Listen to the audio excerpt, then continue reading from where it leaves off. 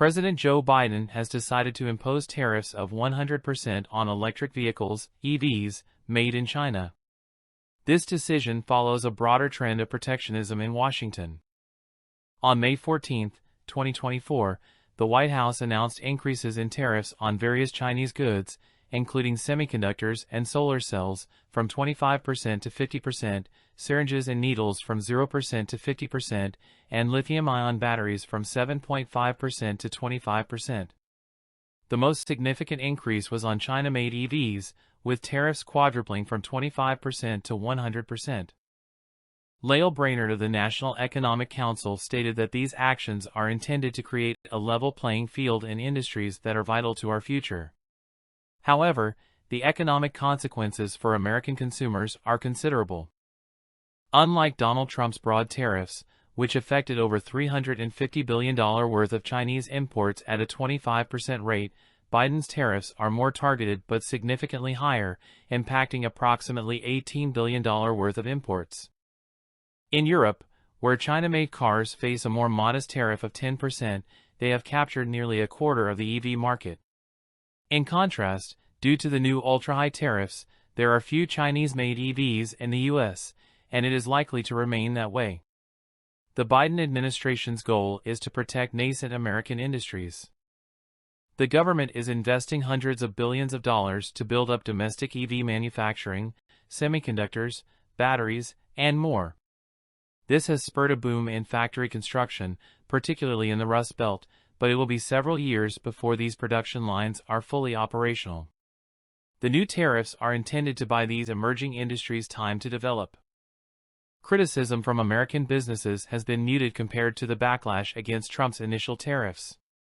6 years ago, many businesses still saw potential in the Chinese market. However, rising animosity between the two countries and the growing threat from Chinese companies have diminished these hopes. Advocates of free trade with China are now rare in Washington and other global capitals. The European Commission is conducting an anti-subsidy investigation that could also lead to higher tariffs on Chinese EVs. Higher import taxes on Chinese products will raise prices for American consumers. While the immediate impact may be limited due to the existing shift away from Chinese imports, the long-term effect could be reduced incentives for domestic producers to develop affordable goods. This would also hinder environmental goals, as lower prices for EVs, solar panels, and batteries are crucial for promoting green technology. Biden's approach shows a greater disregard for trade rules compared to Trump's tariffs. Trump's tariffs were based on a Section 301 investigation into China's impact on American commerce, particularly intellectual property theft. Biden's tariff increases, however, stem from a review of those original 301 levies, with the concern now shifting to China's dominance in the EV sector. There is a valid argument that China's advantage has been gained through unfair practices, including protectionism and subsidies. Traditionally, countervailing duties would be applied to counteract such practices. The Europeans are taking this approach, but Biden's tariffs appear more politically motivated, especially following Trump's pledge to impose 60% tariffs on all Chinese products. The tariffs may ultimately harm America's industrial ambitions. Domestic producers will be more insulated from competition than in previous protectionist periods. In the 1980s, Japanese automakers responded to trade tensions by investing in America, which is unlikely to be replicated by Chinese carmakers due to current security concerns. Without such investment, maintaining sufficient competition in the American market will be challenging. As a result, American officials may feel less urgency to address this issue behind a 100% tariff barrier.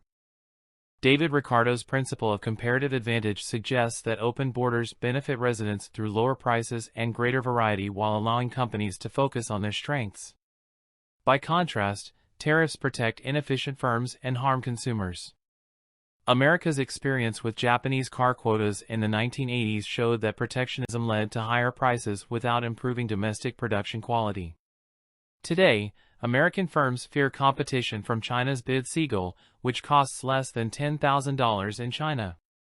Consequently, they can continue selling inferior cars at higher prices, disincentivizing the switch to greener vehicles.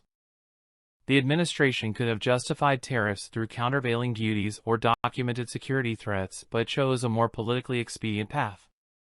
The real concern is not Chinese EVs stealing technology but outcompeting American cars.